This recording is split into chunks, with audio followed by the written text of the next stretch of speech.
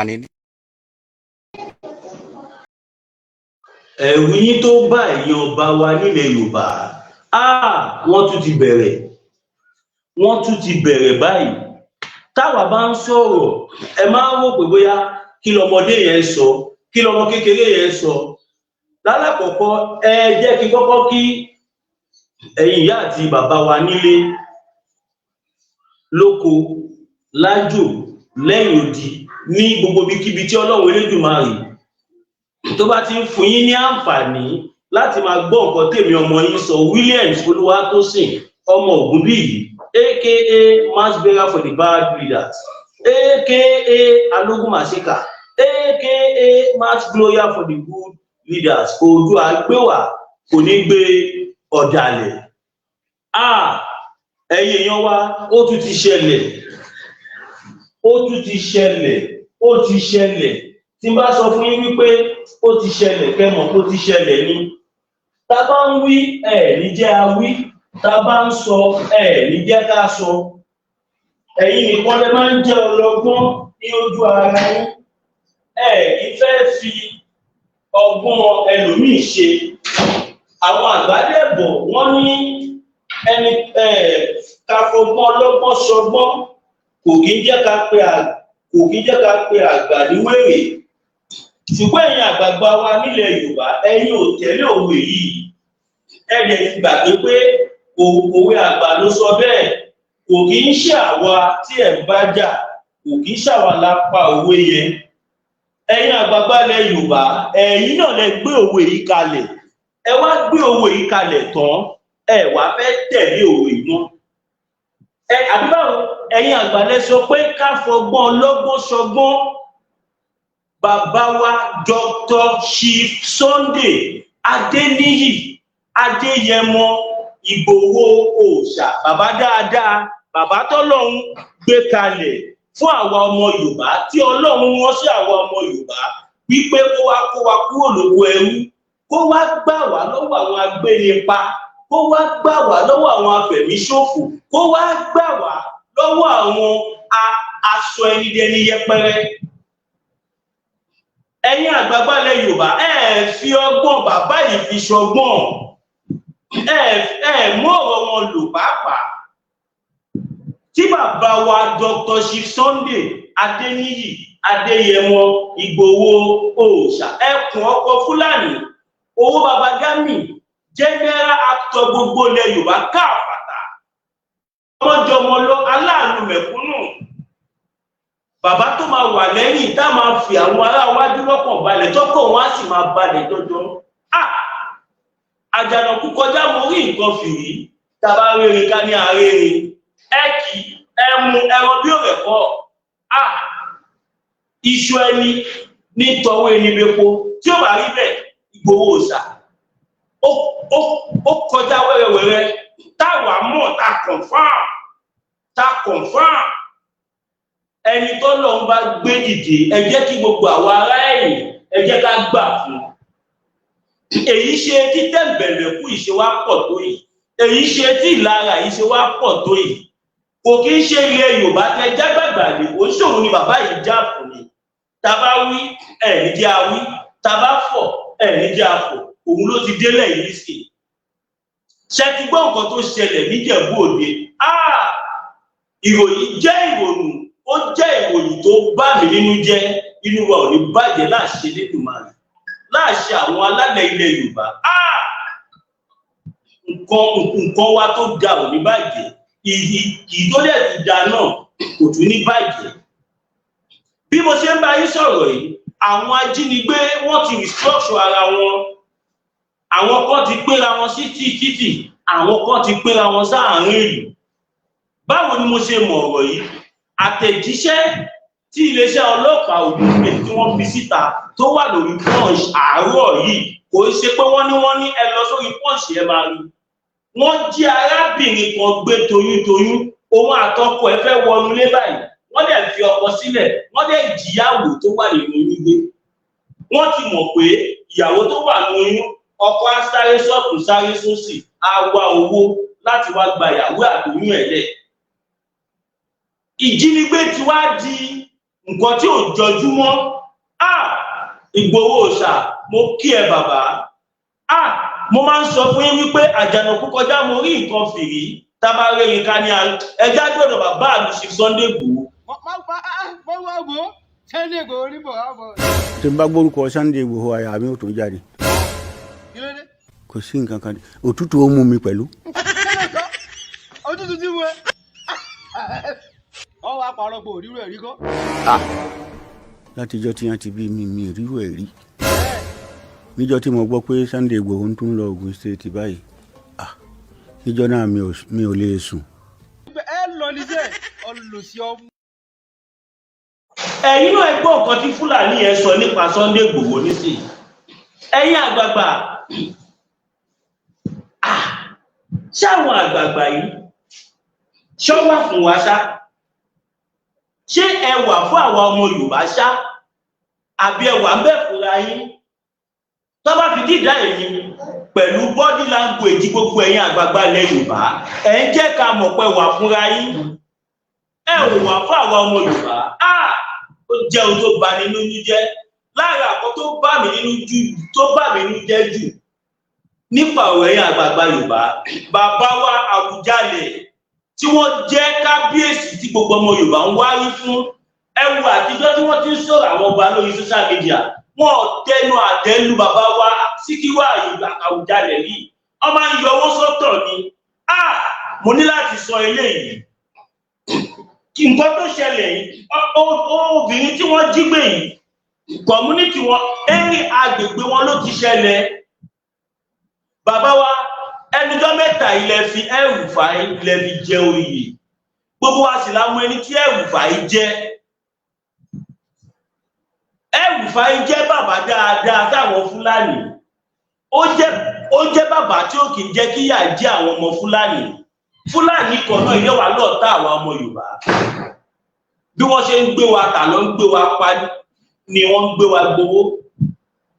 Tó jẹ́ nǹkan tó ń bà àwa ọmọ Yorùbá nínú jẹ́. Nísìnyí báyìí òun lẹ́tún ti gbọ́ yìí pé àwọn Fúlàní wọn ò lọ sí títì nìkan mọ́. Wọ́n ti ń wọnú ilé lọ gbé àwọn èèyàn. Iléeṣẹ́ ọlọ́pàá Ògùn State jẹ́ ká mọ̀ wípé àwọn ọlọ́pàá nísìnyí báyìí wọ́n ní kí iléeṣẹ́ ọlọ́pàá ló sọ, àwa tí ń sọ tipẹ́tipẹ́, ṣùgbọ́n gbogbo báwa ṣe ń sọ ẹ̀ ń wò pé kí làwọn ọmọdé yìí sọ. Bàbá wa ṣe Sunday Igboho dẹ̀ lọ kọ́kọ́ sọ̀rọ̀ yìí, kébì kan tó sọ, wọ́n ní ẹ̀yin ọba ẹ kó àwọn ọ̀dọ́ jọ, kẹ́ fi wọ́n ṣe ojú yín nínú ìlú, ẹ kó wọn jọ, kẹ́ ró wọn lágbára, kẹ́ fún wọn láwọn ọ̀pọ̀ tó bá lè fi dáàbò bo ìlú. Bọ̀tìgbà tí ṣe Sunday Igboho sọ gbà yẹn nítorí pé kò yọwó, nítorí pé wọn ò ní kẹ́ wá gba Ghana must go, ẹ̀ẹ̀ka ọ̀rọ̀ wọn kùn. Ẹ̀rí ọ̀rọ̀ ṣe Sunday Igboho pé kí ló sọ bó ra síwájú, òun ló ti wá délẹ̀. Wọ́n ní oyè tó kan ará Ìbàdàn ó bọ̀ wá kan ará Ẹdẹ. Ṣèbóun ni wọ́n ti ń wọ nílùú yẹn. Wọ́n ní wọ́n ti ń wọ nílùú. Wọ́n ní kẹ́yìn àgbààgbà ilẹ̀ Yorùbá kẹ́ lọ create security.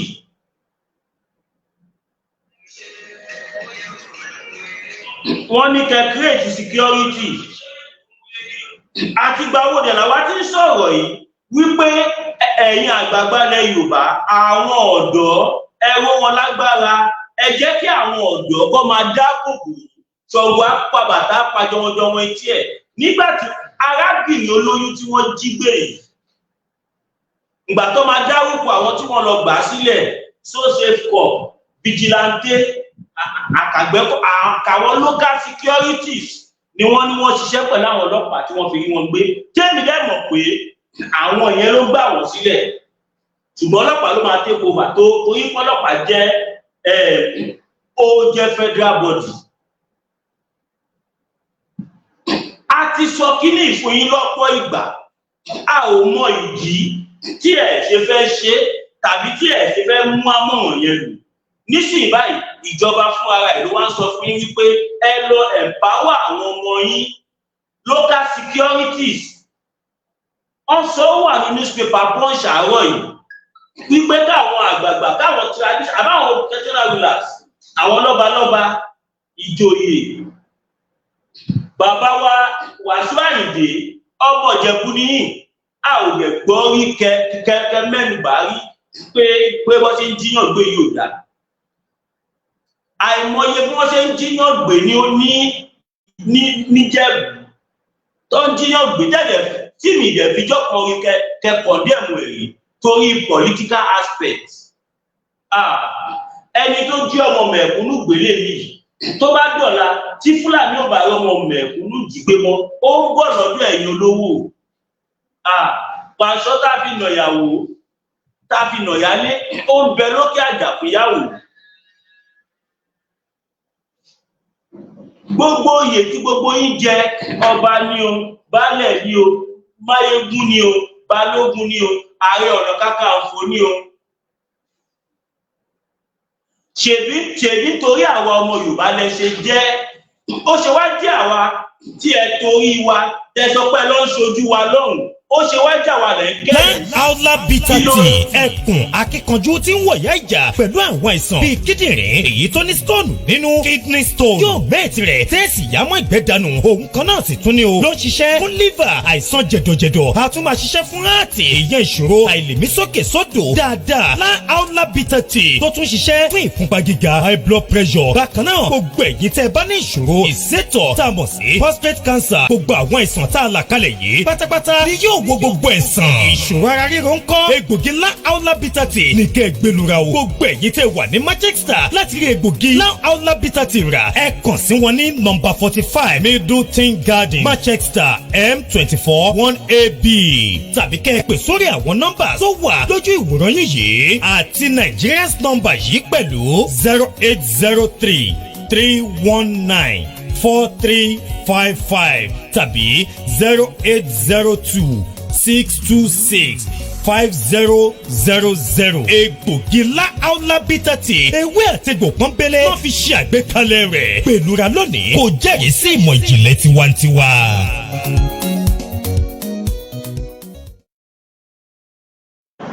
ṣé iná tí wàá rí nísìnyí wípé kò sí nǹkan tí a lè ṣe láì ṣe wípé ká ní orílẹ̀-èdè tiwa. ìgbà táwa ń sọ nígbà yẹn rí pé a ò mọ̀ nǹkan tá à ń sọ. inú mi dùn pé ìjọba federal jẹ́mọ̀ pé wọn ò lè ṣe irúkọ bẹ́ẹ̀ lógùn state kí ókè má mọ̀ sí. wọ́n ní kí ẹ̀yin traditional rulers kẹ́ lọ rú àwọn ọmọ yín lágbára kó máa ṣọ́ community yín tó bá rí any information kó wá máa sọ fún àwọn ọlọ́pàá. ṣèbí nǹkan táwa ti ń sọ fún yín tipẹ́tipẹ́ lélẹ̀ wípé ẹ̀yin community by community ẹ̀yin CDA ẹ kó àwọn ọ̀dọ́ jọ ẹ kó àwọn ọlọ́dẹ jọ ẹ rọ ọ̀kadà fún wọn ẹ ra ìbọn tọ́lọ́dẹ lílù fún wọn ẹ ra oríṣiríṣi nǹkan tí wọ́n lè fi defend ra wọn táwọn wèrè yìí bá dé. àwọn tó ń gbé AK-47 dání ẹ máa gbé ṣakabùlà lé àwọn fìjìláńtẹ lọ́wọ́ ṣakabùlà tẹ́ pé tọ́ bá yìí gbòòlà tọ́ bá yìí fẹ́ wọn kó gbà mí bọ̀ kó tètè. gbogbo àwọn nǹkan yìí ló jẹ́ kí a jà sí wípé normal ẹ̀wọ̀n ló ń pa tẹ́lẹ̀ nísìnyí báyìí àwọn tó ń wọlé tó wá ń pa àwọn èèyàn wa tó wá ń jí wọn gbé kò tí ì pọ̀ jù tí ìjọba bá fún àwọn ọdẹ àwọn àgbẹ̀kọ̀yà àwọn fìjìláńtẹ àwọn sọ́sẹ̀fọ̀ kò tí ì pọ̀ jù tó bá fún wọn ní AK-47 tàbí pump action tàbí RPG tàbí revolver kò tí ì pọ̀ jù kó fi kojú nǹkan tó ń ṣẹlẹ̀. nísìnyí tí ìjọba ti wá fẹnu wọn sọ nísìnyí bóyá máa tẹ̀lé abẹ́ẹ̀mí tẹ̀lé ká máa wù. ìgbà táwa ń sọ ń gbà yẹn torí pé ṣe Sunday Igboho àná òsì owó. gbogbo ọ̀rọ̀ yìí dẹ̀ ni ṣe Sunday Igboho ti sọ látijọ́ yìí. nísìnyí báyìí ó ọmọbìnrin olóyún tí wọ́n jí gbé níjẹ̀bú yìí ẹni tí ẹ fi jẹ bọ́ba bóyá gbọ́ba níyàbí gbọ́ba whatsoever tí wọ́n fi jẹ àìsí gbọ́ kó sọ kankan báyìí ẹrù fàyọ sọ kankan o kò sọ anything o òun dẹ̀ lẹ́ fi jẹ gbọ́ba níyì. Bàbá wa Àwùjalẹ̀ ló ti sọ kankan o.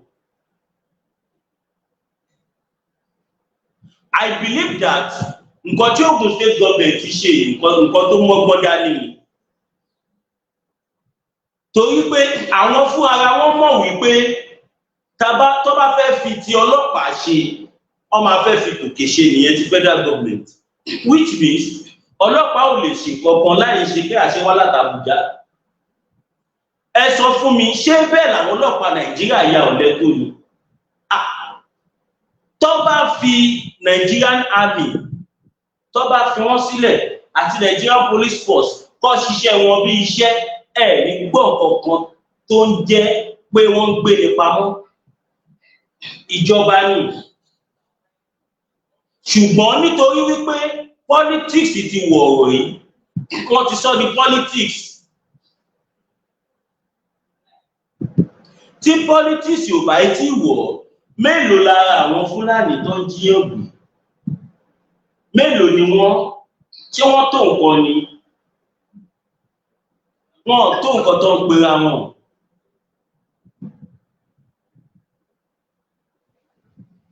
Ṣùgbọ́n nítorí pé ẹ̀yin àgbààgbà ẹ ti fàyè ẹ̀ sílẹ̀, wọn ò lè rí bí nǹkan tí ò dáa. Tí ò bá rí bẹ́ẹ̀, kí Fúlàní wá síwájú ilé kó wá jí ọ̀gbìn toyúntoyún, kàdé má rẹ̀ ní kankan. Ẹ sọ fún mi, tó bá jẹ́ pé ẹ tẹ̀lé àmọ̀ràn ti ṣe Sunday Igboho fún wa, tí ẹ ókè nísìn, ẹ sọ fún mi, ṣé Fúlàní lè kù gìrì? Bàbá mi BME Family TV, God bless you. Káwọn ti bẹ̀rẹ̀ nìyẹn, àwọn ti ìlú bẹ̀rẹ̀ nìyẹn, kẹ́ bá mi follow wọn, BME Family TV, mo kí yín brother mi. Now, ẹ sọ fún mi, ṣé tó bá jẹ́ wípé ẹ̀yin community chairman, ẹ̀yin CDA, tó bá jẹ́ wípé ẹ ti ṣèkọ́ tí ṣe Sunday Igboho ń sọ látijọ́ yìí, ṣé irú arábìnrin tó jí gbé toyúntoyún yìí, ẹ sọ fún mi, ṣé ó máa ṣẹlẹ̀? Ṣé wọ́n lè rí gbé lọ? Ṣé wọ́n tẹ̀ máa wá sínú ìlú? Wọ́n máa wò pé sí pé security bẹ̀yẹn tá ìdẹ́ má jẹ́ káwọn lọ bẹ̀, káwọn má fẹ̀mí àwọn ṣòfò.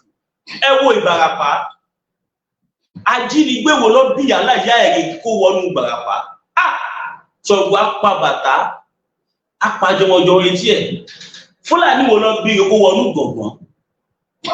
Bọ́dà pé kò má wà páyàn, Fúlàní tó ń ṣàárín kò lè wọnú gbọ̀ngbọ̀n.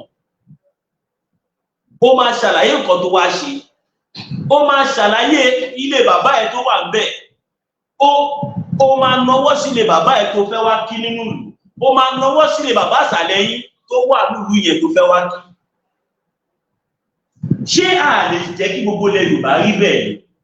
Ẹ wo ìlú Bẹ̀nẹ̀ tẹ́ ń wò yẹn, nígbà tí mo wà Bẹ̀nẹ̀, ọkàn mi máa ń balẹ̀. Ọkàn mi balẹ̀ débi wípé mi ò kí rò pé bóyá nǹkan tẹ̀ wá ń ká mi mọ́lé àbí nǹkan.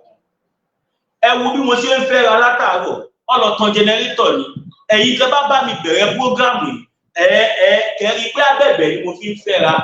Kí tó sáré fọmọ lówó pé kó wá epo lọ. Epo díẹ̀ tó wà ní jẹnẹrétọ̀ ni mo tàn. That's Nigeria for you. Kẹ́rí pàgún ara mi ṣe ìgbẹ́ díẹ̀díẹ̀ ni. That's Nigeria for you. A dẹ̀ ń sọ fún yín, à ń kì, à ń sà ẹni ẹ̀mẹ́ni tó. Inú mi dùn pẹ̀lú ìgbésẹ̀ tí Ogun State government gbé. Ẹ bá ibi ẹni ẹ̀ tí bá mi share fídíò yìí. Màá bínú wá bá yín ní Kotonu o. Tí bá dẹ̀ bínú wá bá yín ẹ̀yìn láìpẹ́.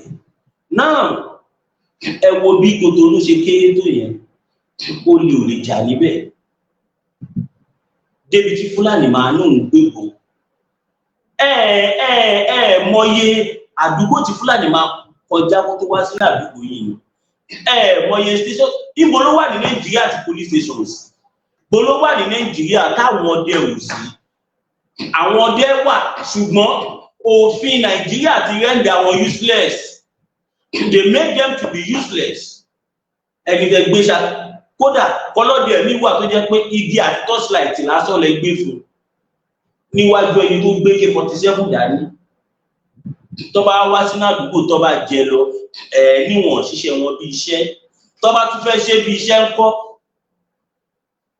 àbí ẹni tó jẹ́ Hunter Association of Nigeria tàbí ẹni tó jẹ́ So-Safe-Corp tẹ́ gbé ṣakabùlà lé lọ́wọ́ ó tún ní distance tí ṣakabùlà lè mú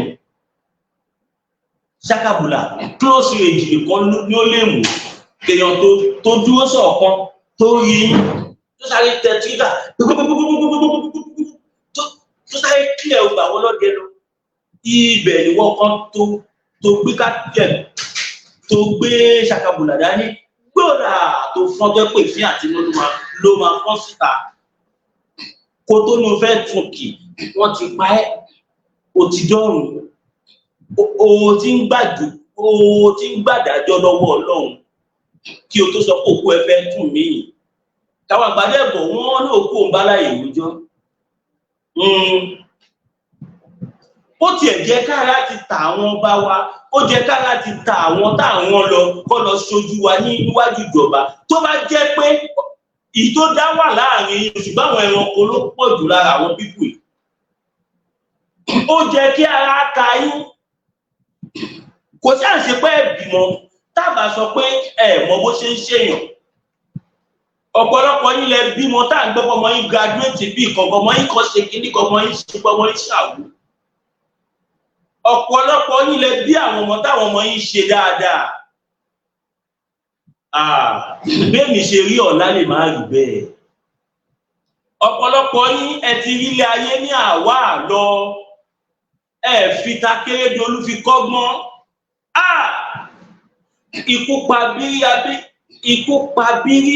ikú pa bìrì abìrì dára ọ̀run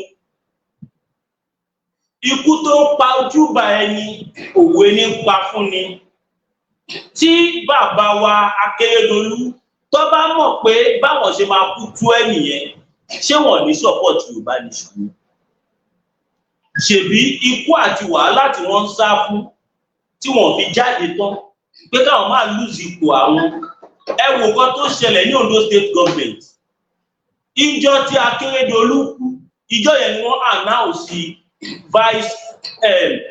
ìjọ yẹn ni wọ́n announce deputy governor as the governor of the state ìwọ tó bá sọ wípé mi lè support Yorùbá nation tó bá lọ gba ipò mi lọ́wọ́ mi lè support Yorùbá nation tó bá lọ ṣe kìnnìkan o tó bá lọ sọ pé yàn bú mi ní tó bá lọ sọ pé mò ń bá ìjọba jà Akérédolú dà ẹ wo aṣọ s'Akérédolú lọ́rùn kọ́ máa lọ sọ́fíìsì mi ìfikú yọ̀ wọ́n mo fẹ́ jẹ́ kẹ́yìn àgbààgbà mọ̀ pé nǹkan tó gbẹ̀yìn Akérédolú òun ló máa gbẹ̀yìn everybody ikú àrùn kan dá síkù ìwọ tó ń fi gbogbo ọjọ́ ayé ẹ̀ tó fi ń jí owó ìjọba kó ìwọ tó ń fi gbogbo ọjọ́ ayé ẹ̀ tó fi ń jẹ̀jẹ̀kújẹ mo fẹ́ jẹ́ kó mọ̀ pé ìjọ kan ń bọ̀ tí wọ́n máa pín jẹ̀kújẹ báyìí tó ní láǹfààní àti ìgbà mo fẹ́ jẹ́ kó mọ̀ pé ìjọ kan ń bọ̀ tó máa pín owó ìjọba lẹ́yìn ẹ̀ ìjọ kan ń bọ̀ tó máa pín owó ìjọba báyìí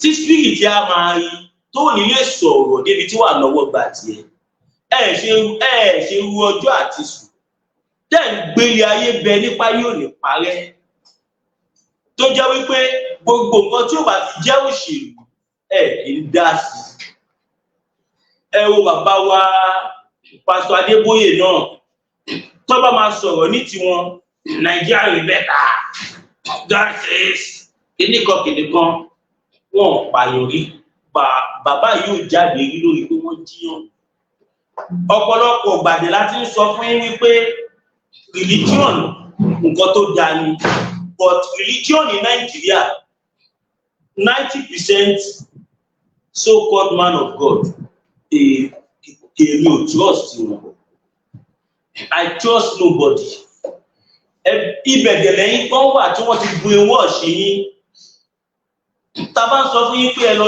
dira níbi tí a ti ẹ̀ bá dé yìí a lè fi iṣẹ́ yìí nìkan lẹ̀ sọ́wọ́ àwọn ọdẹ mọ́ a lè fi iṣẹ́ yìí nìkan lẹ̀ sọ́wọ́